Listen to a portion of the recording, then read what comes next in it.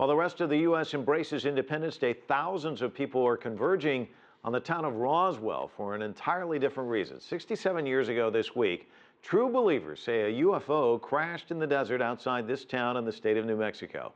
CCTV's Callebs joins us from Roswell because the truth is out there. Sean?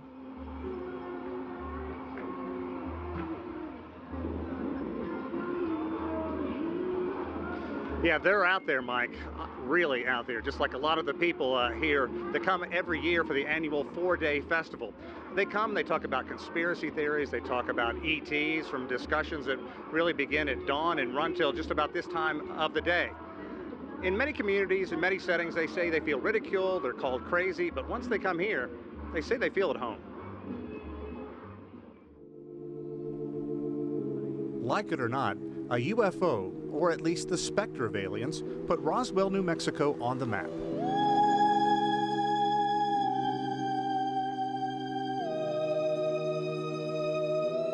Roswell is basically in the middle of nowhere, but the attraction to what's out there is strong enough to lure more than 175,000 people a year to this UFO museum in the heart of the town.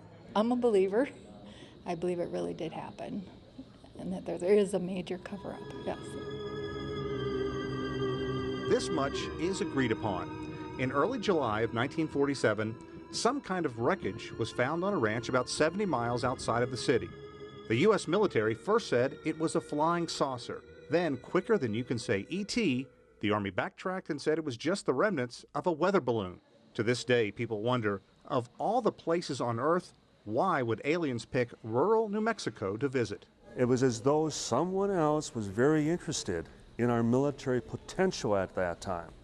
I mean, we weren't having sightings over Manhattan. We were having them over proving grounds and test sites and where the atomic bomb had been detonated. Don Schmidt is an author who has written a number of books on Roswell. He claims to have interviewed 600 or so people associated with the event. Schmidt is convinced this was the trigger that interested aliens in our world.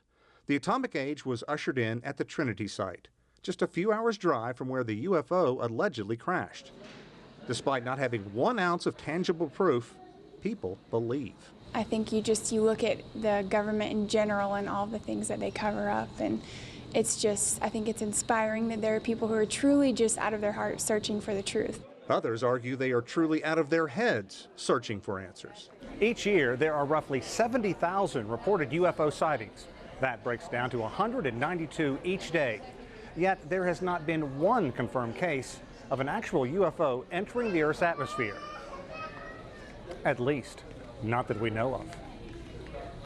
Laughed at or ridiculed for decades, many people who are believers now point to studies that show nearly 50% of the people in the United States are convinced UFOs are real.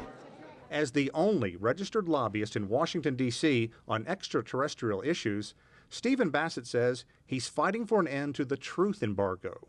Others call that the Washington cover-up. We're in the majority at this point. What we don't have on our side is the Pentagon, the President, and the New York Times. There's one other thing UFO believers don't have: any physical proof at all that aliens have been here. We still need to find a piece of physical evidence. That's always been the dilemma, the main obstacle for even the surviving witnesses. It was just their testimony.